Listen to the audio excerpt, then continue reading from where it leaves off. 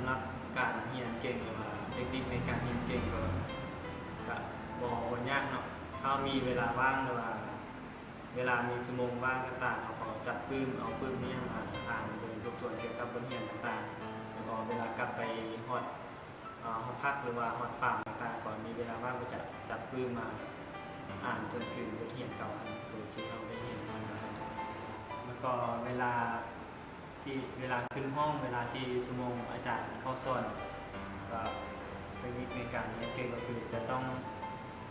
ตั้งใจต้องมีความตั้งใจฟังคำเว้าหรือว่าคำสอนของอาจารย์จัดจุดพิเศษเกี่ยวกับตัวบทเรียนที่อาจารย์สอนต้องกำจุดพิเศษที่อาจารย์เอามาสอน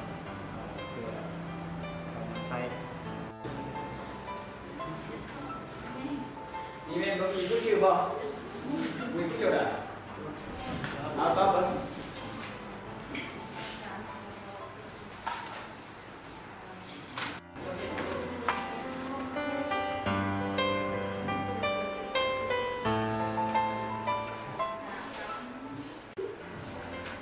เห็นบ่ล่ะเจ้ามาที่บ่เอาเข้าใจมั้งบ่ยังค่อยอยู่เสมอเสียวเนี่ยเราก็ตึงเด้ออาจารย์เขาตอบหัวข้อบทที่หนึ่งว่าคือคือความรู้เกี่ยวกับสอนที่แม่บอกแต่เขานั้นกับคิดรู้ว่าเป็นดังที่กับ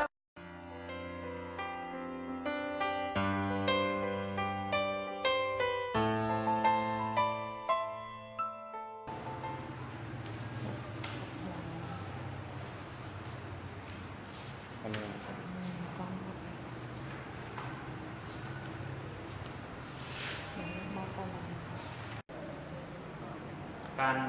ตั้งใจศึกษาเรียนนี่ก็มีผลดีหลายอย่างเนาะ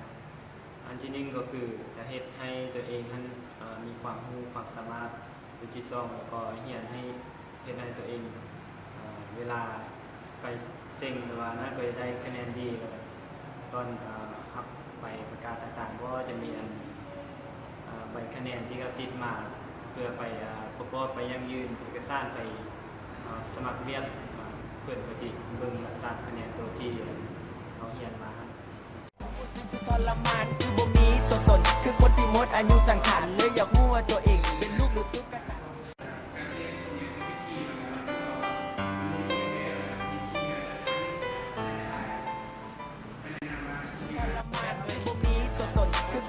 อายุสังขารเลยอยากรู้ว่าตัวเองเป็นลูกหรือตุ๊กตาล้านนั่นพ่อแม่กดดันแล้วจึงเป็นเด็กบ่มีหมู่พอจะเลิกโรงเรียนเธอได้คำสอนไปแล้วก็เข้าบุกฟ้องกับบ้านกับเพื่อนจะสู้กันเล่น